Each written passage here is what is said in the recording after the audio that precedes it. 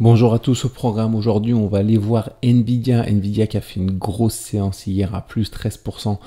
Cependant ça faisait quelques temps qu'elle était en train de corriger, donc on va voir à quoi on peut s'attendre.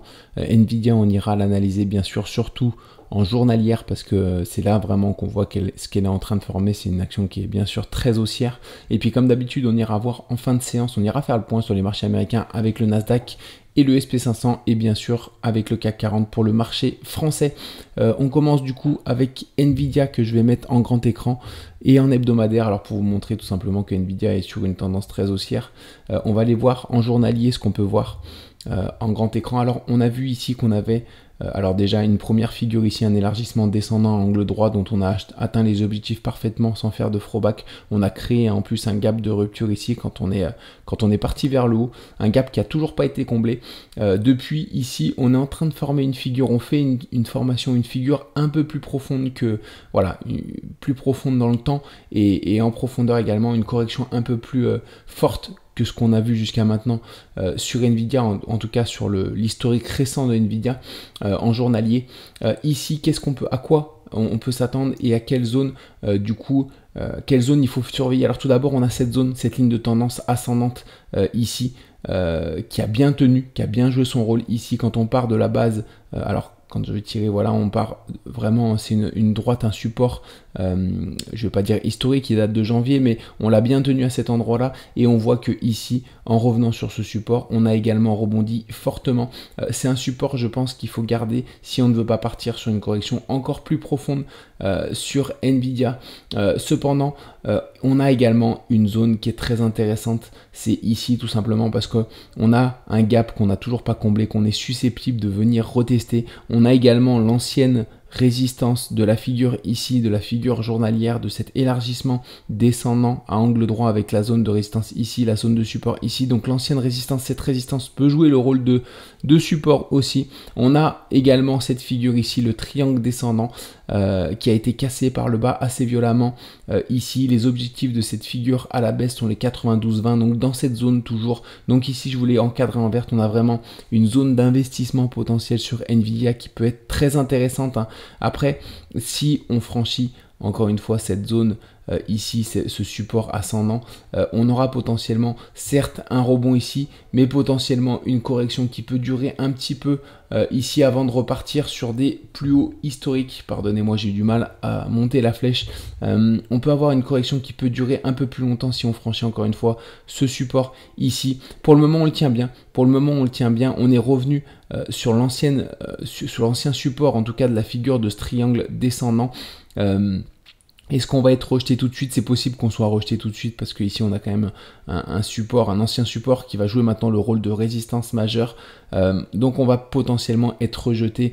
Est-ce qu'on va de nouveau rebondir ensuite sur ce support ascendant, ou alors est-ce qu'on va aller chercher notre zone qu'on doit privilégier d'après moi, qui est une zone très très intéressante. Alors c'est pas une zone qu'on doit privilégier, qu'on va forcément venir chercher, mais en tout cas, si on vient la chercher à un moment donné, ce serait une zone sur laquelle il faudra fortement se pencher. En tout cas, je m'y intéresserai très fortement parce qu'on a potentiellement au moins un rebond technique qui devrait se rejouer ici, en vue éventuellement de repartir sur des nouveaux plus hauts historiques sur Nvidia. Donc ce serait un point vraiment génial. Alors on en a eu un premier ici, ce point c'est celui-là sur lequel on a déjà rebondi. Je m'attendais très honnêtement à ce qu'on vienne au moins partiellement combler ce gap. C'est pour ça que je pensais pas qu'on rebondirait aussi bien, en tout cas sur cette zone de support. Mais ça a été le cas. À voir comment on réagit encore une fois maintenant sur Nvidia. Si on repart tout de suite du coup sur une jambe haussière en créant tout simplement un élargissement descendant. Donc à ce moment-là, on verra comment on réagit sur cette figure, si on peut prendre position en tout cas au sein de cette figure, parce que souvent les élargissements descendants ça part comme ça, on revient chercher la résistance, on fait une rotation partielle et on repart. Donc là, potentiellement, il y a des prises de position possibles sur ce genre de figure. Ou alors, est-ce qu'on va revenir être rejeté par cet ancien support du coup de la figure pour revenir sur notre point qu'on doit privilégier, en tout cas que je privilégie sur un point sur lequel J'aimerais bien qu'on vienne tout simplement parce que je pense que c'est un point qui peut être très très rentable sur Nvidia et sur lequel on peut rebondir à moyen voire à long terme. En tout cas, si jamais on rebondit sur ce point là, c'est un point qu'on ne devrait pas revenir chercher avant un petit moment, en tout cas potentiellement qu'on ne devrait pas revenir chercher avant un moment. Donc on va suivre ça en tout cas dans les prochains jours, les prochaines semaines. Désolé, c'est un peu brouillon avec toutes les flèches, mais encore une fois, voilà, on va voir comment on réagit, si on revient chercher la résistance, si on est rejeté directement ici. Si jamais on est rejeté, soit on va rebondir sur ce support ici, soit on reviendra chercher cette zone. Et encore une fois, moi personnellement, je vais m'intéresser à Nvidia uniquement si on revient sur cette zone là, parce que vraiment on aura de magnifiques points d'investissement. Après, c'est possible qu'on ne revienne jamais là-dessus, hein, et puis dans ce cas là, tant pis, on verra. Voilà, si on revient pas dans cette zone là et si on repart sur la figure, l'élargissement, encore une fois on aura potentiellement une prise de position potentielle dans ces zones là à la cassure en tout cas de cet élargissement descendant. On va suivre ça en tout cas ensemble. Voilà ce qu'on pouvait dire sur Nvidia. On attend un petit moment, là on est sur une zone importante qui va nous donner la direction, je pense à moyen terme en tout cas.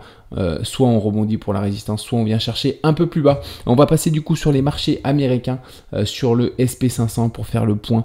C'est intéressant en ce moment ce qui se passe sur les marchés américains. Ici, on a eu le rebond qu'on attendait. En tout cas, on a tenu cette zone de support ascendante qu'on avait vu en hebdomadaire. Je l'avais dit également, pareil que pour Nvidia, hein, il ne faut pas que on clôture en hebdomadaire, en tout cas en dessous ce support, sinon on partira sur une correction sur les indices qui seront peut-être un petit peu plus profonde et un petit peu plus longue dans le temps. Ici, on a bien rebondi en tout cas sur cette zone de support. On est en train de venir combler le gap. Alors là, on a une double résistance. On a à la fois le gap qui a été comblé et à la fois cet ancien support de l'élargissement ascendant sur qu'on vient retester ici. Donc, d'après moi, il y a de fortes chances maintenant, aujourd'hui, qu'on vienne du coup corriger légèrement, pourquoi pas pour s'appuyer sur ce support hebdomadaire ici et rebondir pour repartir éventuellement vers le haut. À suivre en tout cas, il faut encore une fois en hebdomadaire que ce support tienne. Il faut noter également qu'on a également un objectif de ce canal ascendant ici avec la zone de support ici et la zone de résistance ici. Les objectifs sont les 530, ils sont ici. Si jamais on va les chercher, on cassera et on clôturera très probablement en dessous de ce support ascendant, et dans ce cas là il faudra s'attendre voilà, à une correction d'après moi un peu plus longue dans le temps. Donc c'est pas ce que j'espère, en tout cas j'espère que maintenant qu'on a bien rebondi sur le SP500, on vienne se rappuyer sur ce support qu'on a tenu à cet endroit-là, ce support ascendant pour repartir vers le haut. C'est le scénario que je privilégie, celui-là, celui que je vous ai dessiné en tout cas, c'est vraiment le scénario que je privilégie sur le SP500. On va passer désormais sur le Nasdaq. Le Nasdaq qui est très intéressant aussi, hein, qui est plutôt semblable au SP500. On a également rebondi, pareil, sur ce support hebdomadaire. Alors, je vais vous mettre en hebdomadaire pour vous montrer. Hein. C'est ce support ici qu'on voit à cet endroit-là. Donc, on a une accélération. On avait un support un peu moins pentu. Là, on a une accélération depuis. On rebondit encore dessus ce support, donc c'est possible qu'on vienne de nouveau rechercher la résistance si ce rebond en tout cas se confirme.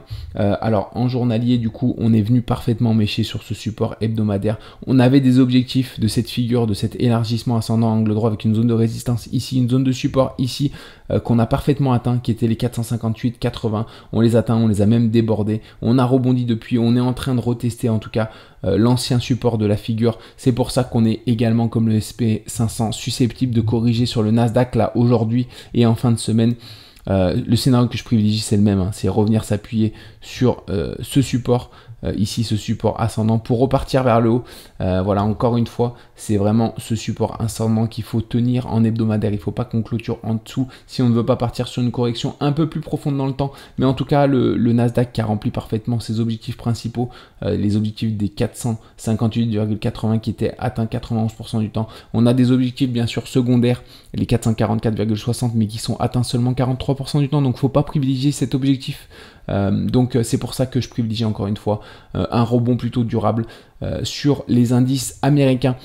Encore une fois, que ce soit le SP500 ou le Nasdaq, je vois peut-être une petite correction cette fin de semaine pour revenir s'appuyer tous les deux sur leur support ascendant avant de repartir vers le haut. En tout cas, j'ai un biais plutôt positif sur les marchés américains à court terme. Je nous vois bien repartir vers le haut et reprendre en tout cas la marche haussière qu'on a depuis un petit moment. On le voit en hebdomadaire, bien sûr, si à un moment donné on fait une correction plus profonde, ce sera pas un scandale, hein, parce qu'on grimpe assez fortement depuis quelques temps, mais c'est normal en tout cas de faire des petites corrections de temps en temps.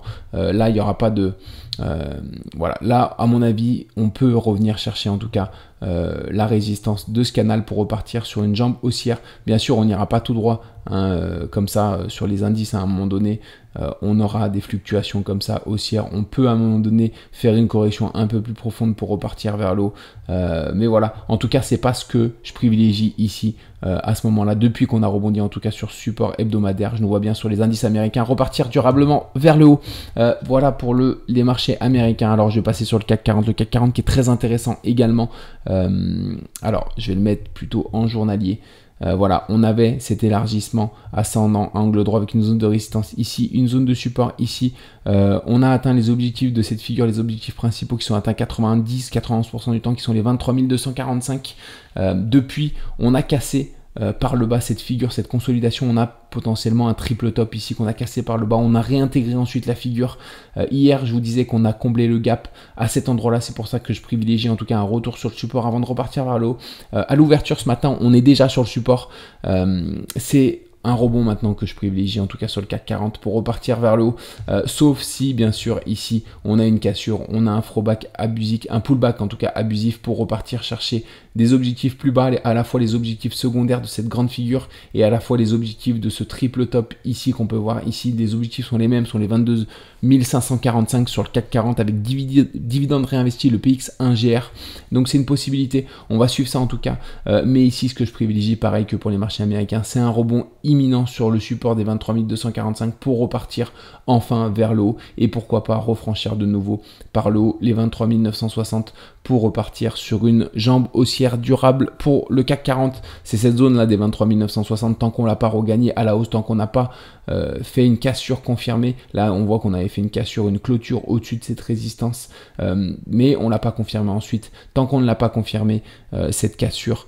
haussière, on repartira pas sur une jambe haussière sur le CAC 40. C'est vraiment cette zone des 23 960 qui va être déterminante pour la suite. On va passer sur la map. Du coup, à l'ouverture du marché français ce matin est plutôt dans le rouge. On a fait une belle séance hier comme on l'a vu, mais une belle correction ce matin. Alors au niveau des perfs, on n'a pas grand chose, hein. Total Energy qui se stabilise avec Danone, Crédit Agricole et Orange. Au niveau des contre-performances, on a Société Générale qui perd 8% à l'ouverture avec Alstom moins 3%. Renault moins 2,5% avec Airbus. Donc voilà, des belles corrections sur le marché français ce matin à l'ouverture. Au niveau des marchés US, on a une belle séance hier, une belle séance dans le vert. On a juste Johnson & Johnson dans les contre-performances qui a perdu 2,16%, JP Morgan 1% avec Microsoft. Sinon au niveau des perfs, bien sûr Nvidia qu'on vient de voir qui a gagné presque 13%, mais on a pu le voir qu'elle était en train de corriger assez fortement, donc elle est volatile. On est en tout cas sur une zone de résistance comme on vient de le voir sur Nvidia, à voir si on arrive à la franchir vers le haut pour repartir sur potentiellement une jambe haussière, ou si on corrige un peu plus profondément. On a Tesla également qui a pris 4%, Mastercard 3,5%, Amazon plus 3%, Meta plus 2,5%, mais voilà une séance plutôt dans le vert.